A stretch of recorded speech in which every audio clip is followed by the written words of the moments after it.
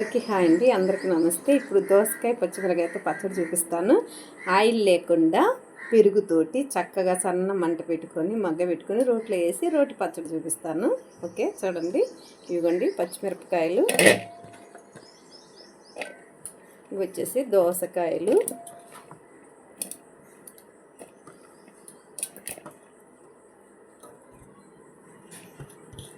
ఇలా దోసకాయలు వేసుకొని కొంచెం ఇలా జీలకర్ర అండి, కొద్దిగా జీలకర్ర వేసుకోవాలి. చిన్నప్పుడు మా అమ్మమ్మ వాళ్ళు వెళ్ళేదండి.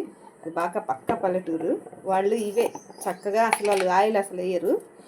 దోసకాయలు తీసుకొచ్చుకొని పచ్చిమిరపకాయలు వేసి, గోంగూర తీసుకొచ్చుకొని పచ్చిమిరపకాయలు వేసి ఇంకా పెరిగే వేస్తారు, లేకపోతే నీళ్ళ కొంచెం మజ్జిగ పోస్తారు. ఇక దాన్ని పుల్లల పొయ్యి మీద చక్కగా ఉడకబెడతారు. ఇలా అనుకుంటూ ఉడకబెట్టి రోట్లో వేసి ఆ పచ్చడి నూరితే అప్పుడు ఉరిగన్నం అవి ఉండేవాళ్ళు. మేము చిన్నపిల్లప్పుడు వెళ్తే ఆ ఉరిగన్నంలో ఈ పచ్చడి వేసుకుని తింటుంటే ఎంత బాగుంటుందో. మా అమ్మమ్మ అయితే ఆ పచ్చడి వేసుకుంటే కొంచెం మేగడ వేసుకొని తినేవాళ్ళు, ఎంత బాగుంటుందో. ఇదిగోండి పెరుగు, అంతే. ఇలా ఉడకబెట్టేసుకోవటమేనండి.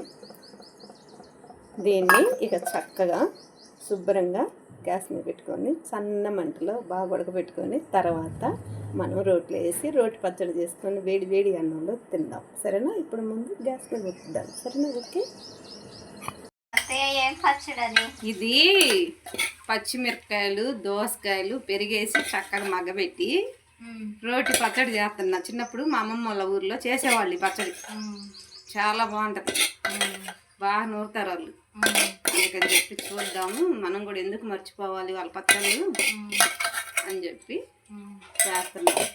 దీన్ని ఎలా చేస్తారంటే, పచ్చిమిరపకాయలు ఒక దోసకాయ తీసుకున్నాం అనుకో, లావు దోసకాయ, ఒక పావు కేజీ పచ్చిమిరపకాయలు తీసుకోవాలి, సరిపోతాయి. ఇక జీలకర్ర, చిన్నెల్లిపాయలు.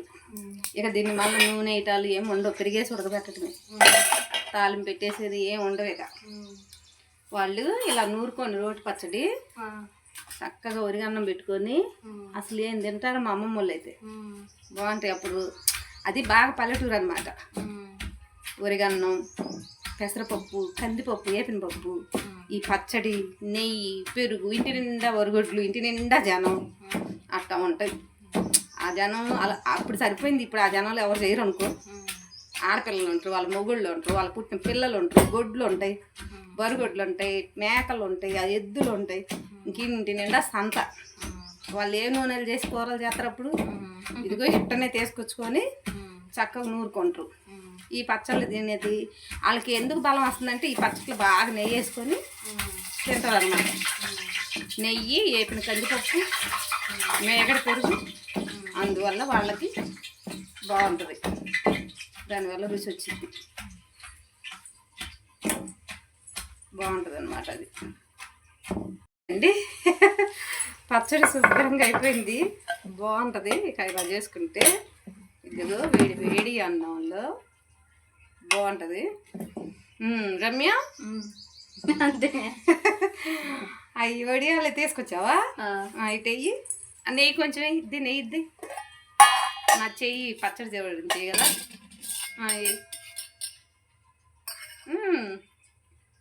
ఓకే, చాలు. ఉప్పు మిరగాయలు 2, వడియాలు 2 పెట్టి. అప్పుడంటే ఇవన్నీ లేవు, చక్కగా ఇలా కలుపుకొని వరిగన్నంలో పుల్లు లా ఇచ్చేవాళ్ళు. 2 చాలు అయ్యి. ఓకే, చూసారా? ఉప్పు మిరపకాయలు, వడియాలు. అప్పుడు ఇవన్నీ ఎక్కడ ఉన్నాయండి? మా అమ్మమ్మ వాళ్ళు వరిగన్నంలో ఇలా ఈ పచ్చడి నూరి, ఈ పచ్చట్లో ముద్ద కందిపప్పు, బాగా వేపిన పప్పు భలే బాగుంటాయి. దాంట్లో వచ్చేసి నెయ్యి వేసుకుంటారు, లేకపోతే నేనైతే పాల మీద మేగడ వేసుకుంటాను మా అమ్మమ్మ వాళ్ళ ఇంట్లో. భలేగా ఉంటుందండి, చూస్తుంటేనే తినాలనిపించిద్ది, అంత బాగుంటుంది. రమ్య, యువతలకి రా, నేను ముద్ద పెడతా.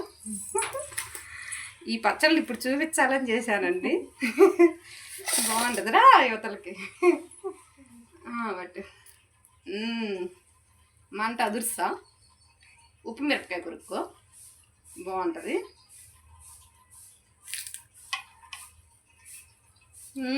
సూపర్ ఉంది.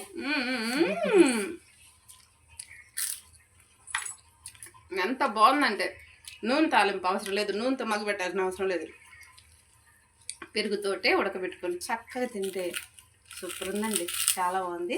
నచ్చితే మీరు కూడా ట్రై చేయండి, నాకు లైక్ చేయండి.